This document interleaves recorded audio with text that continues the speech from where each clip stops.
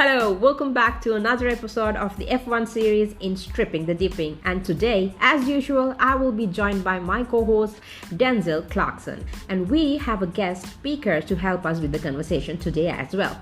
The first race weekend just ended up with a huge roasting topsy-turvy plot twist, and boy oh boy, that race was definitely something worth re-watching.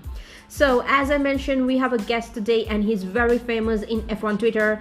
Everyone knows him as Jay and also knows him for the Twitter account Whinger Spice. Just to give a small insight, today we will be talking about Haas competing for the Constructors' Championship, placing third after yesterday. Can you imagine that? Haas! While Kevin Magnussen placing fifth. Huge congratulations are in order for them. Ferrari, obviously, they placed the first and second podiums, while Red Bull, neither the team nor the drivers earning any points at all due to the DNF. And Mercedes, with all the issues in the world they had with the cars, placed third and fourth, and Lewis, as usual, making history with his 183 podium. Also, we will be touching the areas of the FIA Human Error Championship and the qualifying sessions. So, stay tuned.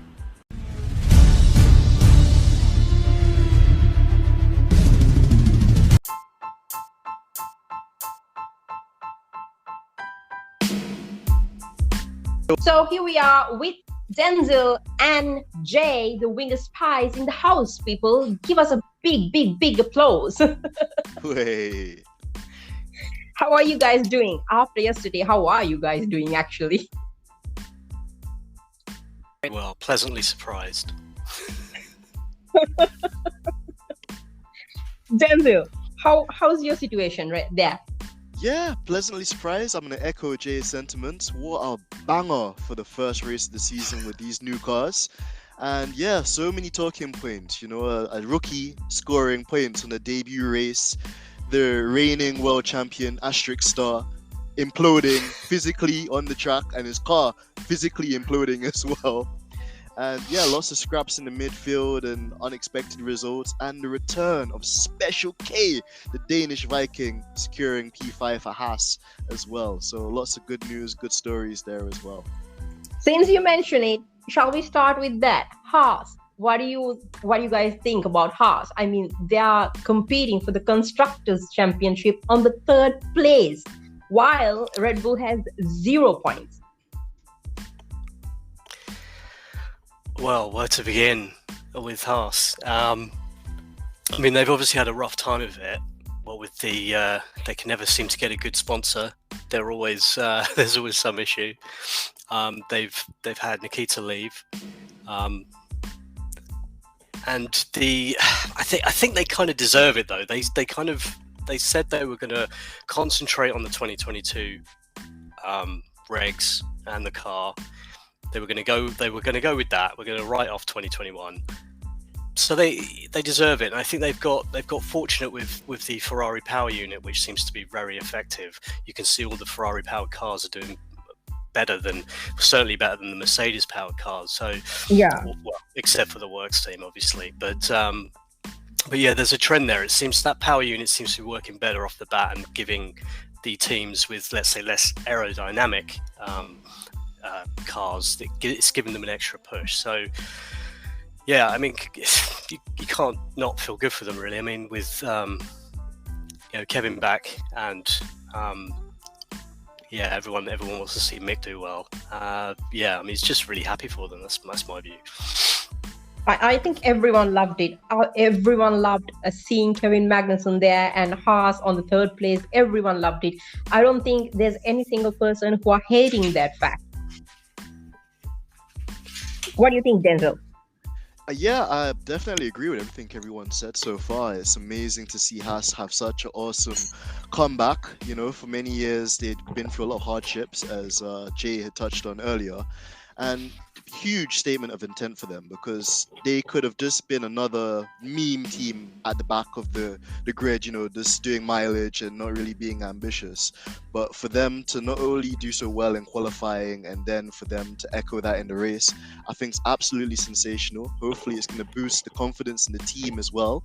I'm really, crossing my fingers that this isn't just a one-off and they can sustain this level of development and performance as the season goes by. But you have to be extremely happy for them, especially K-Mag too. He's not had any development or input with this current Haas car. He's just come in and tried to fit in as part of the furniture, and he put in a really professional drive. So highly commendable, great performance from them. At least for the sake of Gunther's smile. Yes, Uncle Gunther would be smiling until the cows come home, and I'm You know super what he happy said for him. yesterday in the interview when the journalist was saying, since you guys are on top 6, and then he corrected it. I'm sorry, but we are not top 6. We are top 5. I need to correct that. You need to mention that we are top 5. That was crazy. So okay, coming back to the cars, even during the qualifying, even Kevin Magnussen's car, they had a hydraulic issue, if I'm not wrong, and all these cars are actually still having issues, and this is the first time they had a huge long run, because even during practice sessions or during the qualifying sessions, most of the cars didn't show any issues in this manner, especially Red Bull. They were super fast and they didn't have any issues like these during those days, during those sessions. But yesterday, DNF. So what are your takes on that, Jay? And Denzel, for both of you. Well, I don't know. You think that it would be something they would pick up on at some point during their long run simulations? I know it's not exactly the same, but yeah, it's difficult. It's really difficult, because at the moment Red Bull seem to be trying to hide behind this standardized part, this fuel pump that all the teams have been given from the same manufacturer. But as more and more of the I'd say the more experienced, technically minded journalists are looking into up, and it seems to be more down to the way that the cars are their engines, the way their engines are either storing or using the fuel or something. I don't know, we still don't know, but some people have even some people have even discussed that perhaps it's the safety car made the engines and the fuel overheat, so that actually brought around the problem. So yeah, we don't know. We have to at this point, as we speak, we have to listen. We have to see what other reasons other people come up with, or whether or not Red Bull are going to be honest. But exactly, yeah. I was going to ask you that. I was going to ask you, do you think they're going to be honest and letting the people know what exactly went wrong? I mean, someone tweeted earlier, Checo Perez's tweets, where he said, kind of, oh, I'm fortunate to have an engine failure, and then he deleted that one, and he then said, oh, I'm fortunate to have a fuel problem, and it's just like, okay, all right. So it seems like they're trying to get on the same page, because Helmut Marko also blamed the standardized sort of the fuel pump. Christian Horner was a bit more, we don't really know, and I think at the moment they don't really know, and I think they're maybe trying to hide it. We heard Max's engineer being very coy about the problem, and Max was there, wasn't he, saying, what do you want me to do? And it's kind of like the engineer wasn't giving him anything. He wasn't saying anything, because either he didn't know or he didn't want to say where the problem was. So yeah, at the moment it seems like they're happy for people to kind of write the situation off as being a fuel pump issue, but at the same time I don't think it's that, and I don't think they even really know yet. Denzel? Yeah, I was just going to supplement Jay's points there as well, because as he correctly mentioned, there is a standardized fuel pump system that all the teams have, every single team. However, with this new E10 fuel, people have underlooked like how much of an impact that's had on the engines and how they burn fuel, because it's a lot more combustive, because it's diluted with a 10% ethanol content that's made from various sustainable materials. And essentially, as Jay touched on there, the fuel reacts differently in different conditions. So if the car's idling under a safety car, you would think, oh well, the engine's not like burning a lot of gas because it's much more slower speed, it's just chilling out. But actually, because the car is not getting the air it would be getting if it's going full speed, it's causing the fuel to like combust a lot more erratically than the teams expected. And another point or factor I'd like to add to this as well is the race. A Formula One journalist group, Ed Straw, has come out and said that Red Bull didn't actually do any full sim tests at Bahrain last week, and they didn't do basically a low fuel run either. So this is perhaps maybe the reason why they were very surprised and almost taken back by the kind of erratic behavior of the engine or the fuel system towards the end, because they had never simulated that in their tests, which you think big team like them, they would go and do their due diligence and make something like that possible. So a lot of pointing fingers are going to be happening at Red Bull, unfortunately for them. But if you don't do your homework, then sometimes it shows in the results. And for me personally, I was enjoying to see Max self-implode on the radio, as he didn't have the answers, the team didn't have the answers, and it was just a back and forth squabble between the two of them as to what was going on. And we also haven't mentioned, I think, that Max's steering also was damaged. They're alluding to the fact that when they tried to go for the aggressive third stop, that when they jacked the car up onto the jacking system and then dropped it, one of the track rods was slightly bent or tweaked, which is the reason why his steering as well was going wrong. So yeah, everything was just going wrong for Red Bull. In the UK, we have a series called 3 out of 4 Cats, but I think they need to rename it to 3 out of 4 Red Bulls, because 3 out of 4 of them had a disaster yesterday. So, what do you guys think about the car issues that Mercedes is currently facing? I mean, they've covered up a lot with the issues they used to have, but still they're suffering. And even Louis said that it's a fundamental issue that they'll be taking a lot more time than they're normally taking, and they need to go back and do a lot of work. And even though they won the podium yesterday and the 4th place, still they're a bit off pace, right? I mean, they're still off pace. So massively. what would you expect for them on the coming week? Because Jeddah is actually not an easy track at all. It's like, well, that's actually my favorite track for now, because it's more like impossible. So all the drivers are having a lot of issues, and we saw that last season. So what do you think Mercedes will be facing with a car with all these issues if they're not coming up with a fixing issue?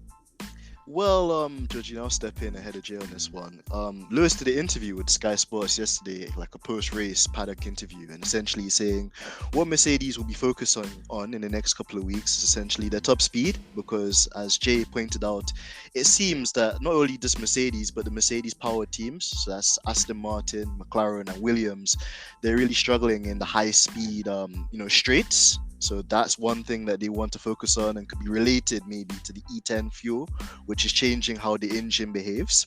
They've also said that they're suffering from a lot of tire degradation, which is funny because I've followed Mercedes since the Schumacher days.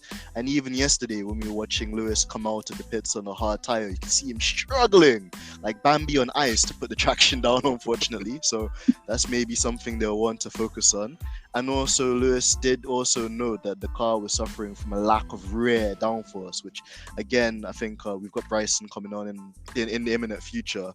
We've been talking about how the Mercedes is one of the cars that porpoises a lot more noticeably than the others.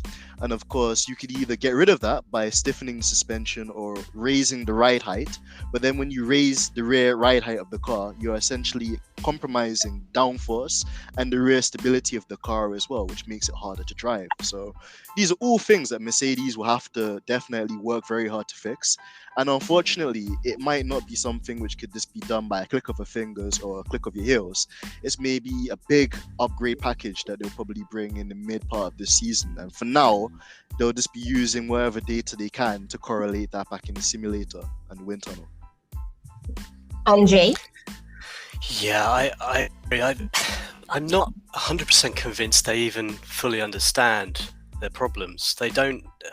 It seems like they've kind of fundamentally misjudged what was going to happen with the approach they've taken, specifically the no side pods. It seems like they've. I think I remember reading that they, in the simulator runs, they were getting better performance from removing the side pods completely, but all that seems to have done is introduce drag, and then means they also have to take these measures that were just mentioned, like with the ride height and having a bigger rear wing, which is also increasing the drag, and so they've just lost this straight line speed. Throughout kind of practice, I thought they were sandbagging. I thought they had the engine. I thought that any deficit would be made up when they put the engine up, but then the engine, it had been turned down. They did turn it up, but then so did everyone else, and it didn't really give them any massive straight line advantage. They just had a lot of drag, and apparently the no side pod approach, you just have the wheels exposed. That's a big, I think aerodynamically, that's a big kind of flat object that's just causing a lot of drag. So they need something to channel the air around that. That's my limited understanding anyway. But I'm not sure how they can do that. They know that setup changes alone can't remedy the problem. So I think they're going to have to come back with restructured bodywork to some degree, whether that's putting the side pods back on it or something else to move the airflow around those rear tires, control the front tire wake. But who knows? They've got a lot of work to do, and I don't know if they even, amidst all of that, the drag issue, I don't even know if they properly understand the porpoising either. So I think it's going to take them a while. So hopefully Red Bull can just break down every race, and then that would give Mercedes time. What do you guys think about the Ferrari? I mean, they've performed well during the practice sessions, even during the qualifying, and also during the race, and they're going to keep on maintaining all that on the coming weeks ahead as well. So but even though that, they do say that they're having smaller issues, but I don't think it's a humongous issue like the Mercedes or the Red Bulls are facing. So what's your take on that? Well, I'll go first and say it's beautiful to have the return of the Scuderia source, the prancing horse, back at the top, because Ferrari obviously have quite a legacy in Formula One, and for them to have struggled in the last couple of years, a lot of neutral fans would have felt a way about that. But again, everyone's a Ferrari fan, I think. Yeah, I think deep down inside, everybody has that kind of allegiance to them and stories that they've had as well. But yeah, throughout testing, they seem to be quite solid. But again, nobody wanted to kind of, I guess, put their hedges or bets on them too much. And then even in qualifying, Charles drove a perfect qualifying, put it on pole. And even during the race, he was defending from a hard charging Max Verstappen. And out of the two, I think Charles really showed how masterful his racecraft is, how intelligent of a driver he is as well, because, Max was trying to dive bomb him into the first corner, and Leclerc revealed at the end of the race that he was deliberately braking before the DRS detection point, so he could then get the slipstream in the DRS to re-overtake Max going into turn 3, which I thought was brilliant, really intelligent IQ racing from him to have that in mind, have the bravery as well to run side by side with Max, because we know that doesn't work out so well for many people. So amazing from him to propel the team forward like that. Sainz as well following quite closely too. You could hear in Sainz's voice that he was a bit disappointed, because he might have thought, based on last year when he outscored Leclerc, that he'd be closer. But do you think that they will be having an issue? I mean, the teammates issue, if this goes on 1 and 2, 1 and 2, 1 and 2 like that, do you think they'll be having a partnership issue within themselves? Inevitably, Jorgy, because ultimately we don't know how long Ferrari will have this advantage over the rest of the pack. And when you're in a championship fight and you've never had a championship before, Leclerc's won races, but he's not been a champion yet. Sainz hasn't even won a race yet in his career, although he's achieved a lot of accolades. So if it was supposed to be them at the top, I feel that maybe you could have a similar thing like Nico Rosberg versus Lewis, or maybe an inter-team battle as well. We'll just have to see how things pan out. But ultimately, if they're going to be sensible, I think that they just need to continue to work with each other to try and pull each other along and try and continue to develop the car rather than being complacent and, get into the inter-team politics, which, would only maybe set them back. Jay? Yeah, I agree. It's a fine line. At the moment, I think Sainz, rather than worrying about any in like friction within the team, he's more worried about I'm in that kind of second driver on merit, on pace position. Yeah. Like I'm the Bottas, not the Lewis. Not the Lewis Hamilton. I'm the Valtteri Bottas kind of. And I don't mean that necessarily disrespectfully. It's just we see this pattern where one driver will just have, and then over race distance that really shows itself, and it shows itself between Max and Checo, Lewis and Valtteri. I haven't really seen Lewis and Jorgy yet, but if this continues, then yes, I think Carlos's problem is just the fact that he's kind of going to be relegated to this number 2 position just on the fact that he doesn't have the pace to challenge Max, and then he's just fighting with Perez over third place. But I think continue, Jay. I think Charles has done brilliantly. I think he, as was touched on, he raced very well in a calm, measured and intelligent way that you wouldn't necessarily have expected, where he's just been thrust to the front of the grid. You'd think that perhaps he'd be feeling more pressure and he'd drive more like Max does, where it's just like go for it and don't think too much about it. But he outthought him and he outraced him. We could all see it, and it was brilliant. I really enjoyed it, and as has been mentioned, it's great to see Ferrari back up there, because that's where they should be. That's where everybody wants them to be. So yeah, long may it continue.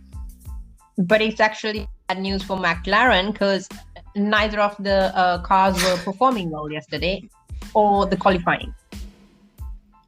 Absolutely. McLaren, they've gone from looking at Ferrari as their closest competitors and who they're fighting with on a championship level, and now they're just nowhere near them. They're not even in the same. I think McLaren don't have a rival at the moment. They're just fighting themselves. I think I saw a meme yesterday. Orange is the new Haas. It's cruel, but apt. But do you think that these cars are actually struggling? I mean, they're not supposed to be struggling in this manner, because even McLaren is not Haas or Alfa Romeo. I'm not condemning any teams, but still, McLaren has a lot of good drivers, great drivers actually, even championships, and they were on the top level, and suddenly they are having a lot of issues and they're not even performing well. And looking at the name McLaren, I don't think they are supposed to be in this manner. I don't know what's wrong they've done, but I mean, for a team like that, they're not supposed to be having these issues. These are like the beginners issues, some sort of a way. I think McLaren have been underperforming for years, to be honest. I don't think they adapt very well to things. I don't think they move quickly. I don't think they have just the same level of expertise as the other teams. I don't think they have for a while.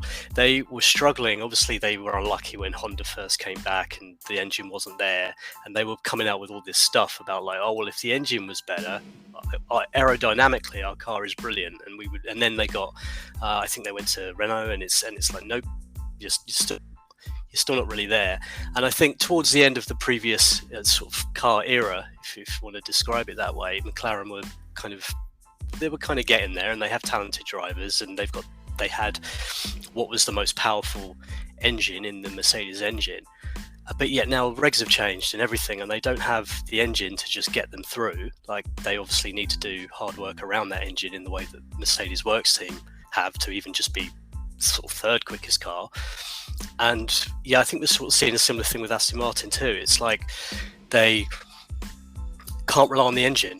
Their aerodynamics are exposed, and they just haven't really adapted very well. And you can understand that more with Aston Martin, I think, because they're a newer team.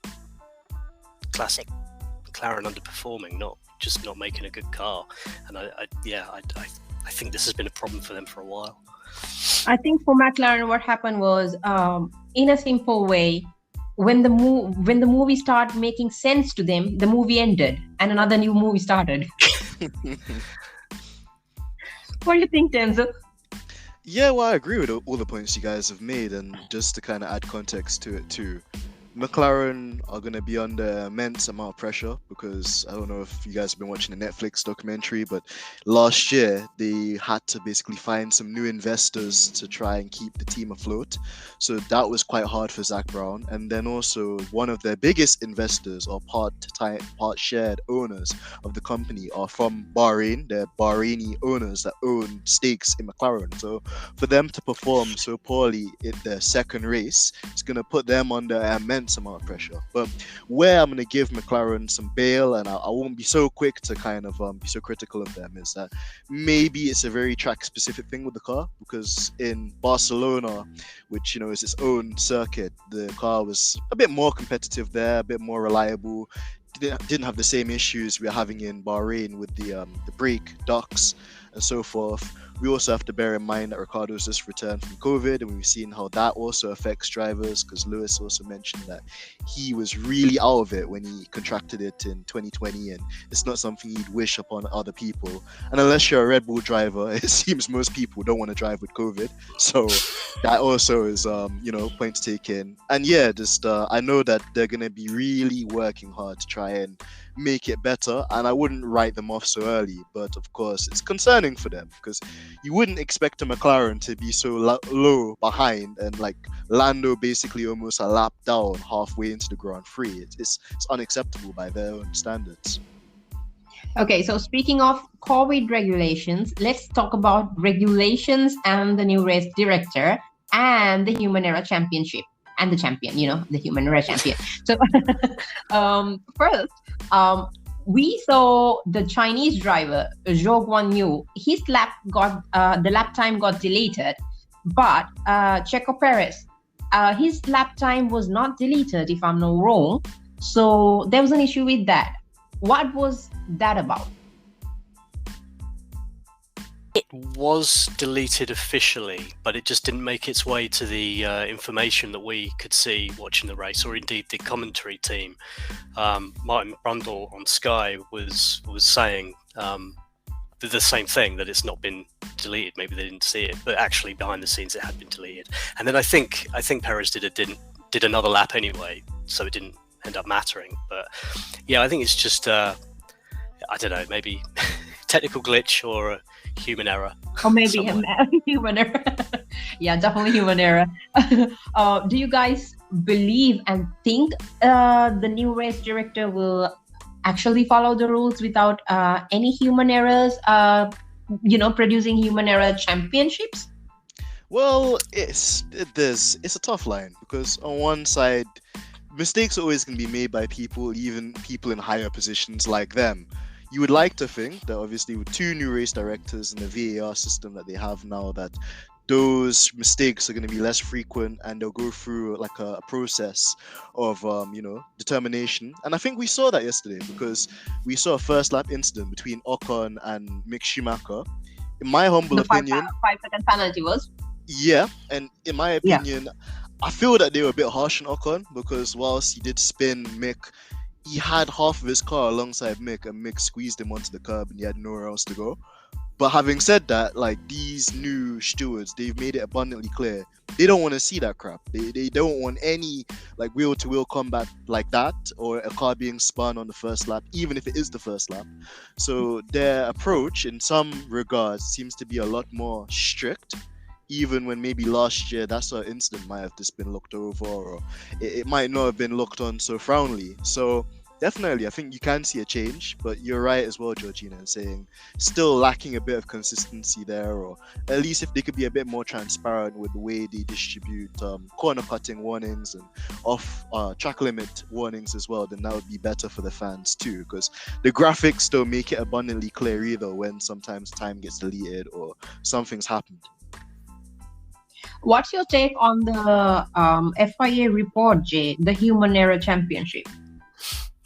Yeah, I think the report was never a product of a serious, legitimate investigation. I think investigations, when they're conducted by third parties, I mean, if we look at politics, an inquiry into something generally will just look for the truth.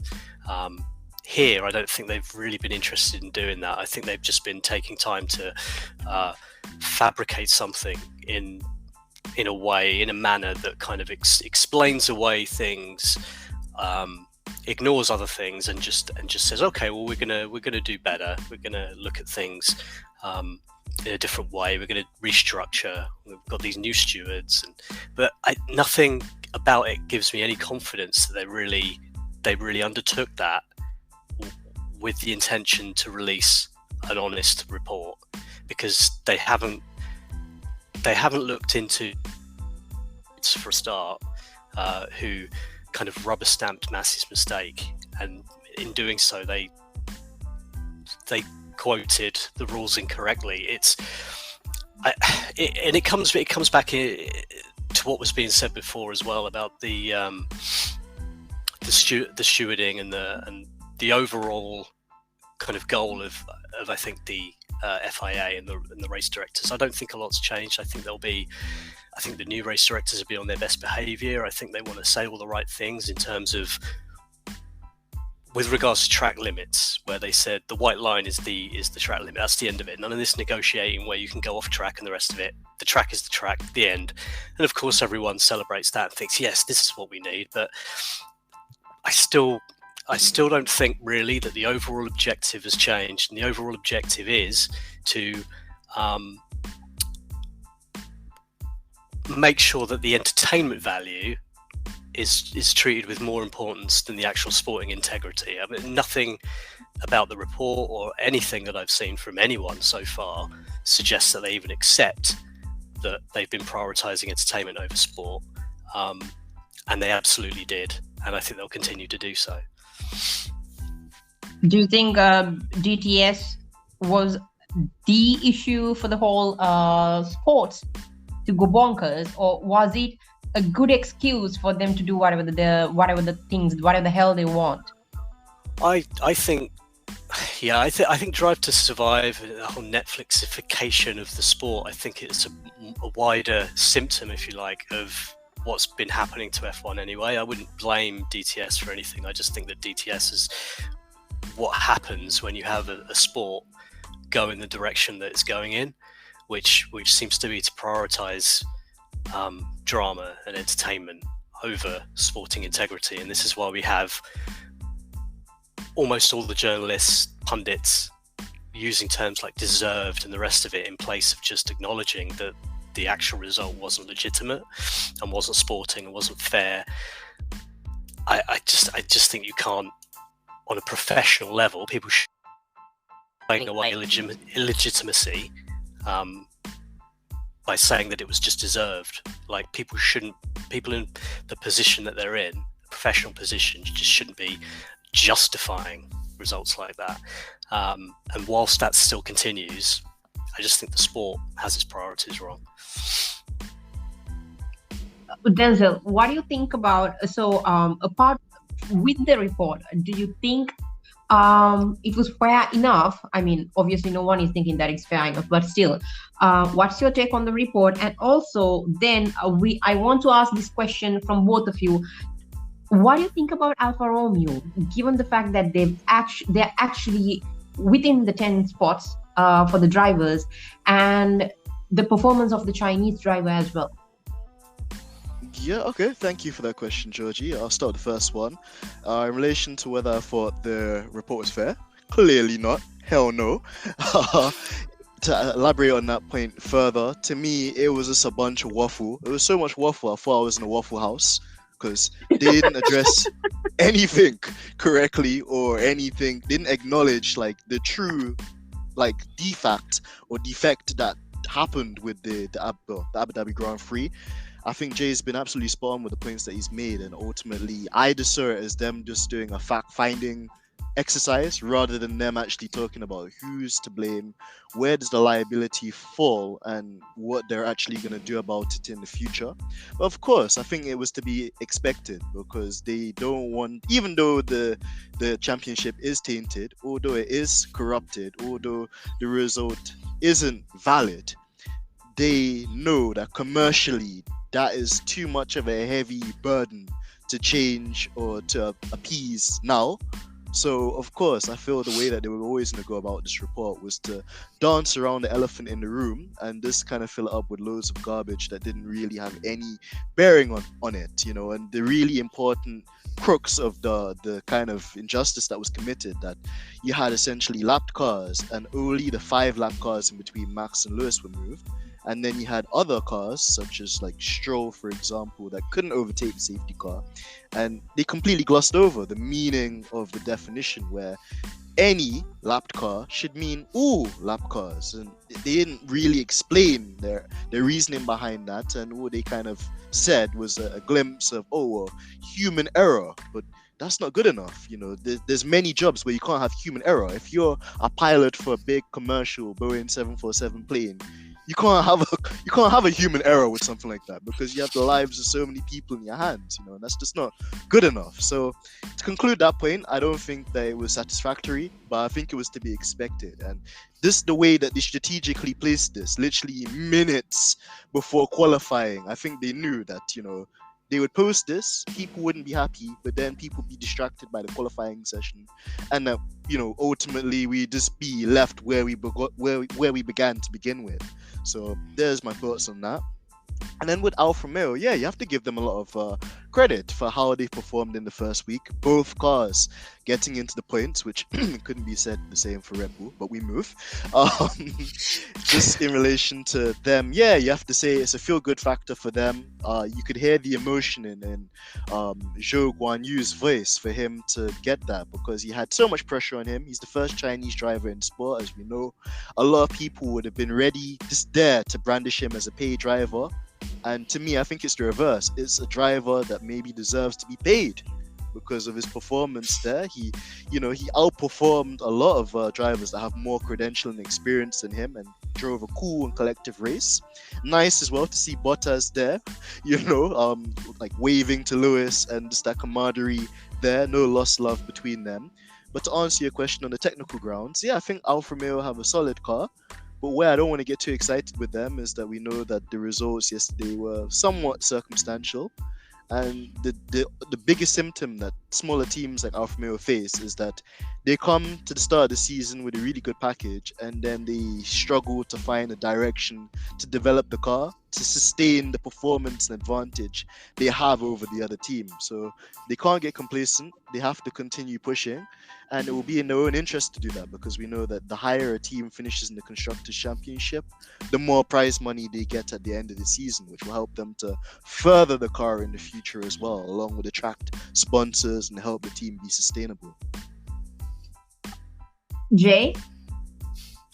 Yeah, I concur, really. I don't have an awful lot to add, other than just it was very nice to see Bottas qualify as well as he did, showing that was a strength of his, and giving some sort of context to how things have been with him versus Lewis for the time they were teammates at Mercedes. Saying that, he also showed that on the start of the race, perhaps not as racy and as brave maybe to hold position, but in the end, with the retirements and everything else, he finished 6th. And like we say, both cars in the points. It's all about now just making the most of it, whilst especially the Mercedes power cars are going to try and catch up with their developments. And speaking about the paid driver, I think the issue when it comes to Zhou Guanyu was while he got the seat as a paid driver, the champion of the F2, who is Oscar Piastri, he didn't get a seat for F1. So most of the people were furious because of that, because the guy who is a champion didn't get a seat, and the guy who was not the champion, I think Guan Yu placed third, if I'm not wrong, on F2, got a seat by paying. So that was the issue for hating the Chinese driver when it comes for the paying part. I think that played a huge role, I guess. Yeah, I was just gonna say it's never good when you see a champion not get a seat because of money. You would think that he would be able to get the backing for a start, because obviously the ability is there. However, this seems to be the way of the sport, and it seems all the time you end up with drivers taking a seat that they perhaps don't deserve over someone else. The one that I remember being quite angry about was when Lance Stroll takes Sergio Perez's seat away. And they tried to sort of spin it as well. Vettel's coming in and he's obviously going to instead of Sergio Perez, and you just think, well, it's not about that though, is it? It's about nepotism and Lance Stroll having a seat that he's not. But what can you do? It's part of the sport. It's always going to be part of the sport. Karma, I think when we speak about karma, yesterday the karma was trending, but I'm gonna talk about the karma because Kevin Magnussen, I think he was kicked because of the contract with Nikita Mazepin, and then he got kicked out, and then Kevin came back, and Haas is on the third place for the Constructors' Championship. So that was a mistake that they did earlier, and then here we are with the results. Well, Jorginho, I could say that this is the real L plan. None of that Fernando Alonso business at Alpine. This is the L plan, because maybe you never know. Maybe there's a conspiracy that Gunter knew that Haas needed an injection of money, so maybe he just said to K-Mag, listen, my bro, just take a year out of the sport, go and have a baby, just go and enjoy life for a bit. In the meantime, we're gonna get this crazy Russian guy and his father to inject some money into our cause. And then, you never know, we'll find any excuse we can to just basically dump him before the start of the new regulations. And then boom, we're going to give you a car that's even better than the one that you had when you were in the sport. And then you're going to come back and do the absolute madness. So absolutely. And this on the pay driver thing as well. Yeah, it's tough because there really is a fine art balance with that. And whilst I do feel really sorry for Oscar Piastri, it probably is because of his ties with Alpine, because he is an Alpine Academy driver, so ultimately it'd be Alpine that would be looking to find a seat for him. The issue that Alpine have is that they're the only manufacturer on the grid where they don't have more than one team. Mercedes obviously supply themselves and 3 other teams. Honda, in the background, Red Bull supply themselves, and obviously AlphaTauri, and Ferrari obviously supply themselves, and then Haas and Alfa Romeo. So maybe if there was a second team, if Renault or Alpine were willing to make that investment, there'd be a space there for Oscar. And then secondly of all as well, people I think should put more pressure on Alonso too, because it's people like Alonso that have complained about Formula One for a long time, complained about Lewis, said that the sport was becoming too boring and predictable. He was the one behind the campaign for basically these new cars. And in the first race of the season, he gets absolutely demolished by his younger teammate Esteban Ocon in a car that was less superior, because I want you guys to remember as well, the Alpine had, Ocon more specifically, had damage to his side pod on the first day of practice on Friday, meaning he had to revert to old spec side pod, which was potentially slower than Alonso. And he still managed to beat Alonso even with a 5-second penalty as well. So people need to put pressure on the older drivers like Alonso too, that have a lot of clout and a lot of things to say, but they don't have enough money to bank the check on the track. And if he can't do that, then I think his space should be given to somebody like Oscar Piastri as well. What are your takes on the pit stop strategies that Red Bull, Mercedes, and Ferrari used? I'll go for this one then. Yeah. We had a range because ultimately it was Mercedes that actually pulled the trigger when they brought Lewis in for the hard tires to try the undercut. But I believe we were using the hardest compounds that exist. So that's the C1 tire. That's the hardest Pirelli they make, Jorgy. So with that, unfortunately, when Lewis came out, you couldn't get the temperature in them because they're so hard. Like if you have a really hard block of cheese and you put it in the microwave, it's obviously going to take longer to melt than it would the softer cheese, like you would with a softer compounded tire. Love my cheese analogy there. Go halloumi cheese as well. But to bring it back, yeah, you had Mercedes basically try to go on the hard tire, maybe to do a one stop. But unfortunately, the performance just wasn't there with the tire. It was too slow. You then obviously had Max go on to some brand new soft tires and Leclerc do the invert strategy. So he went on to some used soft tires and we saw the undercut bring Max a lot closer to Leclerc than we had initially thought. But again, Leclerc just had Max in his back pocket, like maybe a wallet. So he just seemed to kind of deal with the pressure quite well. Red Bull again said, okay, cool, we'll do the undercut again. And this is where we saw Max start to have a bit of an explosion on the radio because the team had specifically told him they were going to try and stick to the two-stop. And essentially with tires, the most damage that is done to a tire, George, is in the first couple of laps with a tire. When it's brand new, when it's shiny and spanky clean, that is when you could really destroy the tire in the opening laps of its life. So they were telling Max, listen, think about the long plan here. You need to try and do a two-stop. And Max, being as ignorant and, as hot-headed as he is, he said, no, leave me alone. I know what I'm doing. Don't tell me what to do. I'm never, ever listening to you guys again. I went slow on the outlap with these tires, and it didn't put me any closer to Leclerc. So, that put them on the back foot. And then we saw Red Bull. They're really desperate to try and win that race and try and be the ones leading the championship. So they took a gamble with a free stop, and this is arguably where Max's steering got damaged, maybe with the way they dropped the car off the jacks.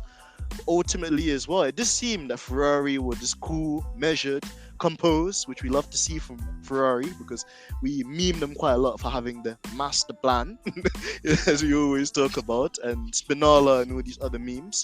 But it just seemed that whatever Red Bull could do, Ferrari could do better, and that was the case. So we saw a lot of different strategies there, and it was interesting to see how they were going about racing with this new 18-inch tire. Okay, so last question for both of you. What are your predictions for Saudi Jeddah this coming week? I don't know. I don't think Mercedes are really going to be any quicker. On one hand, it's a street track, but on the other hand, it is very quick. So I think again they're probably looking at 5th and 6th, whilst it comes down Ferrari at the front. I do think that it's going to be interesting to see if Red Bull get on top of their issue and whether or not the issue happens again. I predict a safety car, at least one safety car, and if their fuel and their engine and the rest of it doesn't cope with a long period of time at slow speed waiting for accidents to be cleared up, then then maybe they're going to double DNF again, and that would be I don't think Twitter could cope with it. I don't think I could cope with it. It would. I don't know how much more I could gloat in that situation compared to how much I've been gloating over the last day. So yeah. Denzel, your take. Yeah, similar to Jay's there as well. I think Mercedes are going to be doing a lot of finding data analysis and findings, and whilst I wouldn't write them off, I'm not gonna sit here ignorantly and say P1, P2 dominance. I think they're really gonna have to dig deep, but anything's possible with Mercedes, and still we rise. So I love that motto, and I think we should go with that mantra. But realistically, you got to say that it's really between Red Bull and Ferrari. As Jay correctly alluded, Red Bull are gonna have to get to the bottom of these fuel system issues that they're having, because it's not good enough. And I think the world literally, it's funny that the company is called Red Bull, but the drinks are not giving them too much energy on the track, man. I don't know what's happening there. But they're clipping the wings, man. They're clipping the wings. Exactly. The wings are looking quite fraudulent. But yeah, I mean, to be fair to Red Bull, the car looked quite slippy in a straight line. And when Max did have the DRS on Leclerc, he was able to, like follow him quite closely. So I'd expect them to be strong there. You also have to say that Horner used to like gloat about Max being quite strong, and he gloated last year saying that Max was brilliant in the technical parts of Jeddah, and how he drove the brilliant lap, the lap that he never completed. So I'm gonna put all the pressure on Red Bull to come back swinging this week, because if they don't, that's gonna be a big dent in their championship fight with the contenders. But obviously, big respect to Ferrari as well, and I hope that they continue to go with this measured, calculated, intelligent way of driving, and we're going to see battles. But as Jay mentioned as well, it's a street circuit, it's very unforgiving. If you make any mistake there, you're going straight to the scene of the accident. So we might see many safety cars, and then it will be interesting to see how that works out. And also, this is the first street circuit we're going to be driving on with these new cars. So how would the new cars fare around the street circuit that's maybe a bit more unconventional, more bumps, more narrow? How is that going to affect the racing? So lots of unknowns and an unknown quantity, but we're very excited to see. Thank you so much, guys, for your time and joining this podcast. And I hope you guys join more and more episodes while the season is going crazy and wild, and hopefully more DNF. Thank you so much for joining, Jay and Denzel. Thank you so much. And as usual, we will be coming back with another episode for F1 series on Saturday with Bryson, hopefully after the qualifyings on Saturday, we will be doing a podcast with Bryson, so you will be having a lot of questions to ask. So thank you so much, guys, for joining in, and this is Georgina Donna signing off from Stripping the Dipping with much love. Mwah.